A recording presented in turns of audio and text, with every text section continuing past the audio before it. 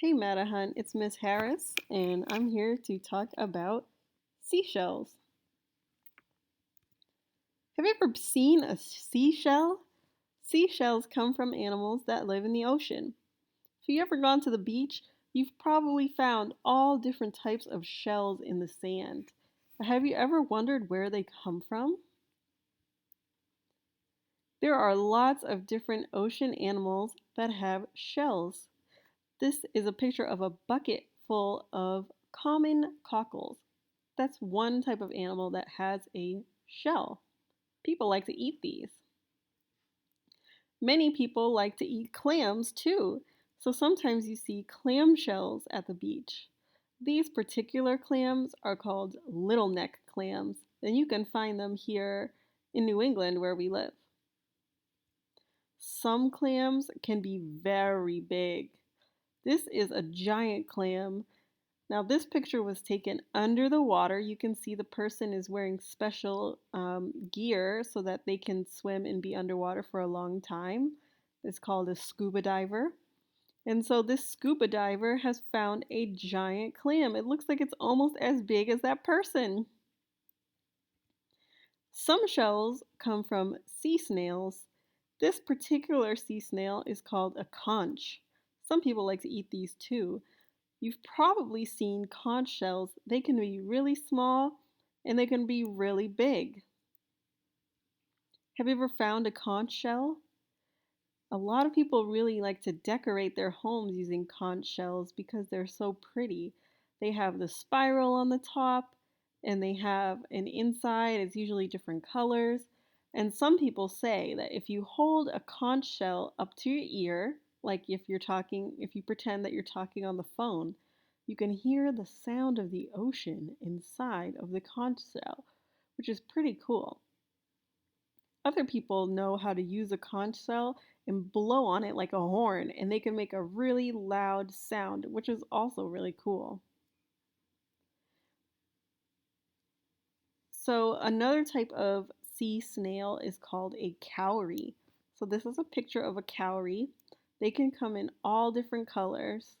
This one is light, and the one before it was a darker color. They usually have spots, and usually cowrie shells are pretty small. You can hold them in your hands like the size of a quarter or so. Some people like to use cowrie shells in their hair or make them into jewelry.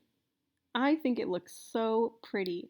This woman made a hair clip out of cowrie shells. I think it looks really nice with her hair. What do you think?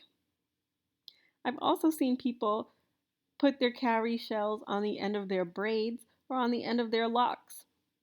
It's a nice decoration. Some shells are really shiny on the inside. This particular type of shell is called an abalone. Some people use this for jewelry because it's so shiny and pretty, and sometimes you can even see it made into different types of tools. Some shells are so beautiful just the way they are that you just want to look at them just like that. You don't even need to use them for anything. This shell is from a nautilus. A nautilus is a pretty cool animal. Some animals don't make their own shells, but they borrow shells to live in. So if you've ever seen a hermit crab, that hermit crab didn't make that shell. The hermit crab has to find it so that they can protect themselves and they live inside the shell. Now, when a hermit crab gets too big, it has to look for a new shell to call home. This is what a hermit crab looks like when it doesn't have a shell. So it wants to find a shell so that it can be safe, so that if someone comes to borrow it, it has a nice if someone comes to bother it, it has a nice hard shell so that it can retract inside. Now, there's a book that we have in our classroom called A House for Hermit Crab. It's by Eric Carle. This is a really fun story, so I hope that you're able to listen to it, or if you have it at home, you can read it. I really like this story, and it's about a hermit crab who's looking for a new shell because his is too small. There are lots of different shells to be found at the beach.